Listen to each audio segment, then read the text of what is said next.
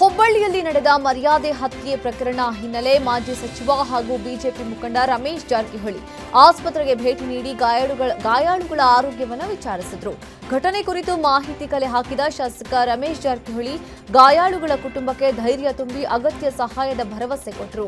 ಇನ್ನು ಇದೇ ವೇಳೆ ಮಾತನಾಡಿದ ಅವರು, ಇಂತಹ ಕರಾಳ ಘಟನೆ ದಲಿತರ ಮೇಲೆ ಆಗಿದೆ. ಕುಟುಂಬಸ್ಥರು ಬೇಗ ಗುಣಮುಖವಾಗಲಿ ಹಾಗೂ ಪೊಲೀಸ್ ಇಲಾಖೆ ಸಹಾಯದಿಂದ ವಿವೇಕಾನಂದ ಕುಟುಂಬ ಬದುಕುಳಿದಿದೆ. ಆದರೆ ಜಿಲ್ಲಾಡಳಿತ ಬಗ್ಗೆ ಸಾಕಷ್ಟು ದೂರು ಕೇಳಿ ಬಂದಿದೆ. ಈ ಬಗ್ಗೆ ಕ್ರಮ ಕೈಗೊಳ್ಳಲು ನಾನು ಸಂಬಂಧಿಸಿದ ಅಧಿಕಾರಿಗಳ ಗಮನಕ್ಕೆ ತರ್ತೀನಿ. ವಿಚಾರದಲ್ಲಿ ರಾಜಕೀಯ ಬೇಡ, ಗಾಯಗೊಂಡಿರುವ ಕುಟುಂಬಕ್ಕೆ ಒಳ್ಳೆಯದಾಗಲಿ ಅಂತ ಹೇಳಿದರು.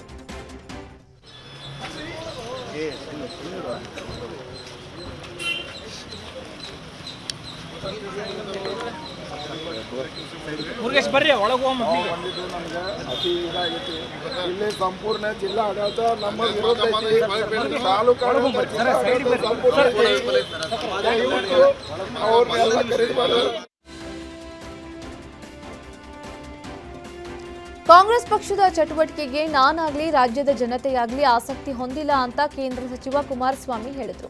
ದಾವಣಗೆರೆಯಲ್ಲಿ ಮಾತನಾಡಿದ ಅವರು, ಸರ್ಕಾರ ರಚನೆಯಾಗಿ ಈಗಾಗಲೇ 3 ವರ್ಷ ಕಳೆದಿದೆ. ಪ್ರಪಂಚದಲ್ಲಿ ಸಿದ್ದರಾಮಯ್ಯರಂತಹ ಆರ್ಥಿಕ ತಜ್ಞನನ್ನ ನಾವು ನೋಡೇ ಇಲ್ಲ. ಅಮೆರಿಕ ಆರ್ಥಿಕ ಸಂಕಷ್ಟದಲ್ಲಿದೆ. ಸಿದ್ದರಾಮಯ್ಯ ಟ್ರಂಪ್ಗೆ ಹೋಗಿ ಸಲಹೆ ಕೊಡಲಿ ಅಂತ ಸಿದ್ದರಾಮಯ್ಯ ವಿರುದ್ಧ ವ್ಯಂಗ್ಯವಾಡಿದರು.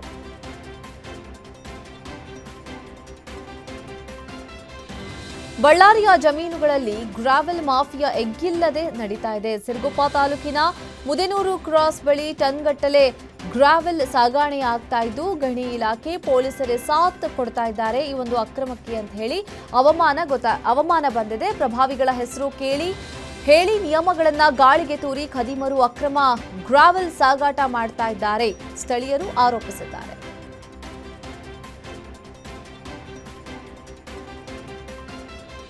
ಜಮೀನಿನಲ್ಲಿದ್ದ ಟ್ರಾನ್ಸ್ಫಾರ್ಮರ್ಗೆ ಬೆಂಕಿಯ ಕಿಡಿಬಿದ್ದು ಮೆಕ್ಕೆಜೋಳದ ರಾಶಿ ಸುಟ್ಟು ಭಸ್ಮವಾಗಿದೆ. ಹಾವೇರಿ ತಾಲೂಕಿನ ಕಂಚಾರಗಟ್ಟಿ ಗ್ರಾಮದ ಬಳಿ ಅವಘಡ ಸಂಭವಿಸಿದ್ದು, ಶೇಖಪ್ಪ ಕಾಗಿನೆಲೆ ಎಂಬ ರೈತನಿಗೆ ಸೇರಿದ ಮೆಕ್ಕೆಜೋಳದ ರಾಶಿ ಬೆಂಕಿಗೆ ಆಹುತಿಯಾಗಿದೆ.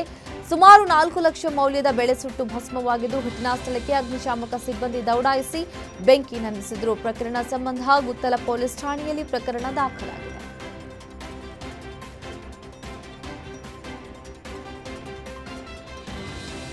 ರಾಶಿ ಮಾಡಲು ಸಿದ್ಧವಾಗಿದ್ದ ರಾಗಿ ಮೆದೆಗೆ ಬೆಂಕಿ ಆಹುತಿಯಾಗಿರುವ ಘಟನೆ ರಾಮನಗರ ತಾಲೂಕಿನ ಜೈಪುರ ಗ್ರಾಮದಲ್ಲಿ ನಡೆದಿದೆ.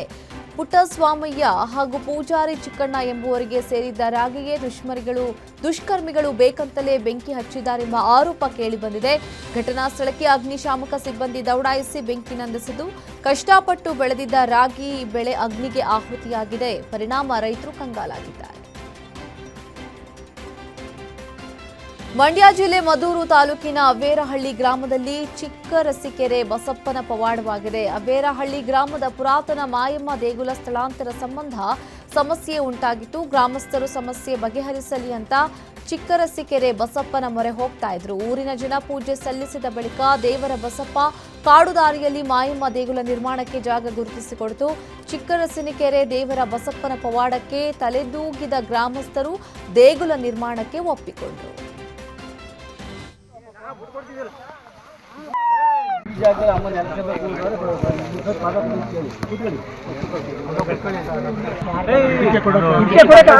ಸಾಕರೆ ಕಾಯಿಲೆ ಏನು ಮಾಡಲ್ಲ.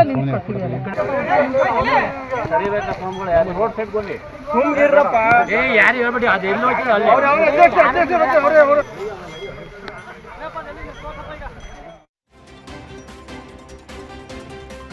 ದೊಡ್ಡಬಳ್ಳಾಪುರ ತಾಲೂಕಿನ ಪ್ರಸಿದ್ಧ ಘಾಟಿ ಸುಬ್ರಹ್ಮಣ್ಯ ಕ್ಷೇತ್ರದಲ್ಲಿ ಅದ್ಧೂರಿ ಬ್ರಹ್ಮ ರಥೋತ್ಸವ ನಡೆಯಿತು. ಷಷ್ಠಿ ಹಿನ್ನೆಲೆ ಘಾಟಿ ಕ್ಷೇತ್ರಕ್ಕೆ ಲಕ್ಷಾಂತರ ಜನ ಭೇಟಿ ನೀಡಿದ್ದು, ಸುಬ್ರಹ್ಮಣ್ಯನ ದರ್ಶನ ಪಡೆದು ಬ್ರಹ್ಮ ರಥೋತ್ಸವವನ್ನು ಕಣ್ತುಂಬಿಕೊಂಡರು.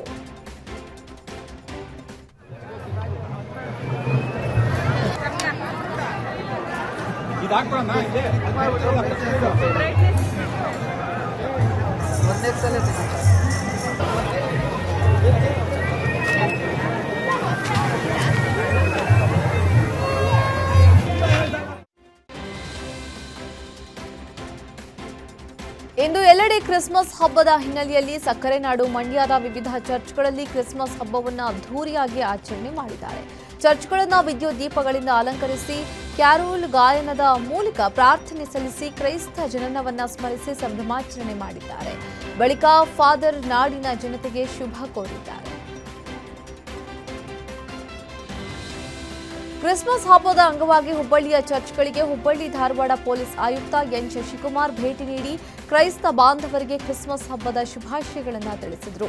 ಹಾಗೆಯೇ ಚರ್ಚ್ನಲ್ಲಿ ನಡೆದ ಪ್ರಾರ್ಥನೆಯಲ್ಲಿ ಭಾಗವಹಿಸಿದರು.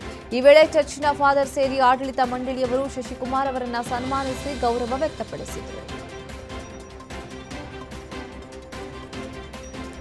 ನಾಡಿನಾದ್ಯಂತ ಕ್ರಿಸ್ಮಸ್ ಹಬ್ಬದ ಸಂಭ್ರಮ ಮನೆ ಮಾಡಿದ್ದು ಶಿವಮೊಗ್ಗದಲ್ಲಿ ಕ್ರಿಶ್ಚಿಯನ್ ಸಮುದಾಯದವರು ಅದ್ಧೂರಿಯಾಗಿ ಕ್ರಿಸ್ಮಸ್ ಆಚರಣೆ ಮಾಡಿದರು. ಏಷ್ಯಾದ 2ನೇ ಅತಿ ದೊಡ್ಡ ಸೇಕ್ರೆಡ್ ಹಾರ್ಟ್ ಚರ್ಚ್ನಲ್ಲಿ ಕ್ರಿಶ್ಚಿಯನ್ನರು ಪ್ರಾರ್ಥನೆ ಸಲ್ಲಿಸಿ ಪರಸ್ಪರ ಶುಭ ಕೋರಿಕೊಂಡರು.